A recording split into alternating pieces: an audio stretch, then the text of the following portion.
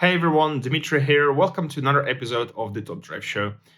We have a review of the next Tri-Series prize car for you today, which is the Chrysler ME412. It's been given out before as a prize car, specifically 2 years ago in May 2019. It was a Tri-Series prize car and it's coming back once again. An interesting car, being a concept car that's never made it to production, actually, like most concept cars, I suppose. But it's still very much worthwhile having it in your garage. But to make it a bit more clear, I have Will with me today, who will talk about the car's history. He will race it against other cars, including a McLaren, Honda NSX, as well as the Lamborghini Centenario. And hopefully this will help you to decide whether you want to pursue this car in the finals that are starting in Top Drives this Thursday. So I'm giving word to Will, and let's get watching. Will? Cheers, Dimitri. I have to admit that the Chrysler ME412 is not a car that I'm totally familiar with. I guess that in the mid-2000s, Chrysler weren't doing anything that exciting. The 300Z was cool, but the PT Cruiser, the Pacifica, and the Crossfire were hardly cars to get the pulse racing. And this concept, the ME412 with its Crossfire-like ridges in the bonnet, I guess I just categorised it with all other Chryslers of the time. What a mistake that was. There's nothing that's not phenomenal about this car. I even quite like those bonnet ridges now. Its name is the biggest clue as why you should get properly excited about it. 412. That's because it has 4 turbochargers and 12 cylinders. At the time, Chrysler had a tie-up with Mercedes. They were part of the Daimler Chrysler group. So in the middle of the ME412 is a Mercedes-sourced 6-litre V12 engine, not dissimilar to the one used in the Pagani Zonda. But of course, the one in the Chrysler is not merely naturally aspirated like the Pagani version. This one has 4 huge turbos to give it some forced induction. That big capacity and those turbochargers means the ME412 has a massive amount of power, 850 horsepower, and that gives it a 0-60 time of 2.9 seconds. In 2004, when the Chrysler was first shown, a Zonda was about a second slower to 60. And none of the hypercars at the time could match that acceleration, not the Porsche Carrera GT or the Mercedes McLaren SLR. The only thing that could compete with it was the Bugatti Veyron, 4 cylinders and 1,000 or so horsepower.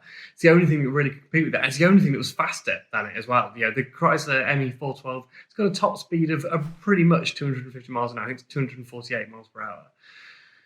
The fact that it was faster than the McLaren, the Mercedes McLaren SLR, is perhaps why the ME412 only remained a pure concept prototype, with only one car having ever been built. Because Mercedes just simply couldn't have Chrysler having a faster car than its main flagship while using one of its engines.